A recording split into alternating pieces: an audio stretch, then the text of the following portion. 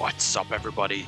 This is the Brush Stranger here, and today I got a question to ask you. Is Optimus Prime a city speaker? Now, I was thinking about this when reminiscing about the old Fall of Cybertron games, and I thought to myself how different Fall of Cybertron is compared to what we have nowadays with the newer Transformers. Like, Transformers has come a long way since 2012, and there's been a lot of terms coined, there's been a lot of new lore, but if I were to apply new lore to Fall of Cybertron, would it still hold up, and is there actually some merit to asking the question if he is a city speaker? So, what is a city speaker for all of you who don't know? City speaker is a transformer that can talk to a Titan class transformer. Think Metroplex, Omega Supreme, Trypticon, Scorponok, and multiple others. And the term city speaker is being used in a lot of different continuities, like in IDW's 2005 all the way up to 2017 long-running comic book continuity, where I believe it was coined, as well as in this show, which isn't very good, and also the 2019 IDW series and Cyberverse. And one of the main city speakers is Windblade. Windblade is kind of the face of that. She comes from Caminus, right? So that's a good start. Someone who is a city speaker is someone who follows the way of the flame, usually, and trains to be a city speaker, which is the main religion on Caminus, which is one of the Cybertronian colony worlds. So, what exactly do we have to ask to answer the question, is Optimus Prime a city speaker?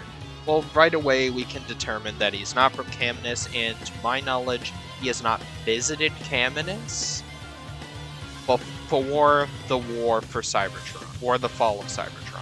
Because he does go to a bunch of colony planets in the novels for Transformers Fall of Cybertron and In Between Prime, which is what my series Fall of Cybertron sequel is all about, but my own spin on it, please check that out.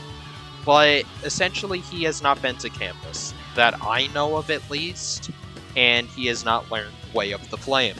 And the Way of the Flame is essentially following the teachings of one of the previous primes, Solus Prime, who is the creator of Forge of Solus Prime. She could essentially make anything, and even made the Star Saber, and also the Matrix. Not the energy within the Matrix itself, but the container. Megatron used it famously to craft the Dark Star Saber in Transformers Prime, using the hand of one of the primes. So, Optimus isn't from Caminus, he didn't study the Way of the Flame. Or did he? Well, Optimus Prime, at least used to be when he was Orion Pax, was a data clerk. And it would be very weird to me if you have this tight-knit connection with all the other planets where people come and go through space bridges and share their culture and their planet, and they wouldn't have at least a few books on Cybertron in the library about this apparently really popular religion, which is Solus Prime's religion. So Optimus being the chief data clerk, going over a lot of the books, and he's always trying to learn as much as he can about Cybertron and its culture and the current affairs.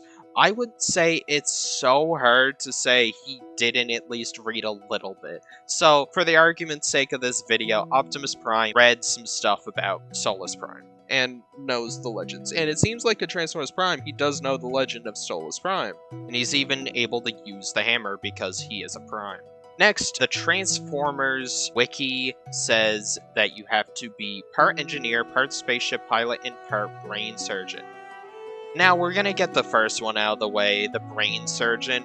Optimus isn't a brain surgeon, so no, I don't think he's a brain surgeon. We can scratch that one off, and you're supposed to be able to master all three of these in order to be a city speaker, so already we're now off to a good start. The next one is Starship Pilot. This one might surprise you. I'm gonna give this one a big old check mark because I think Optimus Prime could definitely be one. Now, you might be asking yourself, what are you talking about, Brush Stranger? He doesn't fly, he's not even a seeker. How would he be able to do that at all?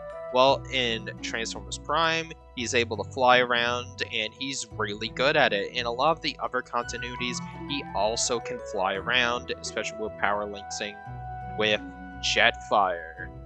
Also, in Transformers War and Fall of Cybertron, he commissions the Ark, and he knows he needs a Vanguard-class Ark spaceship, so that's my argument for that. He's seen on the bridge a lot, commanding people, he seems to know all the parts of the ship, so I'm gonna say yes when it comes to Starship Pilot. Am I saying he's the best? He's Anakin Skywalker, he's barrel rolling around in War and Fall of Cybertron?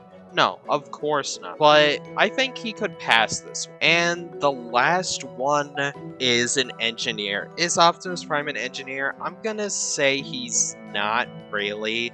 He's been seen doing stuff like he did commission the Ark, he did get all the parts for the Ark, and, you know, helped it come together, and he knows how most of it works, but I'm not seeing Optimus Prime with the hammer trying to fix stuff. I mean, he has gone and rerouted Energon for guns in the Metroplex, as well as Moleculon fuses in order to fix stuff, but I don't really see Optimus as a handyman, so I'm gonna say, like, 1.5. He nailed 1.5 here. Well, I don't think there's any more proof other than that. Optimus Prime just isn't a city speaker. Or is he?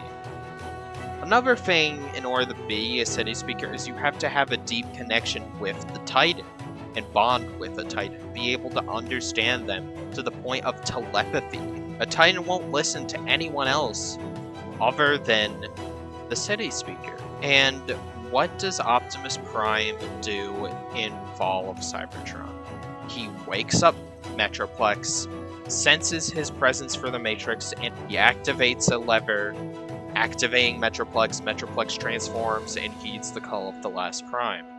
Now, he's also hooked into Metroplex's targeting computer, so they share that link as well. But it's not enough for Optimus to be able to tell Metroplex where to shoot his guns to.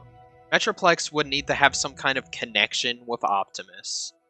Perhaps more than just being a Prime. Maybe that's why Optimus has such a strong connection with him, is because he is a Prime.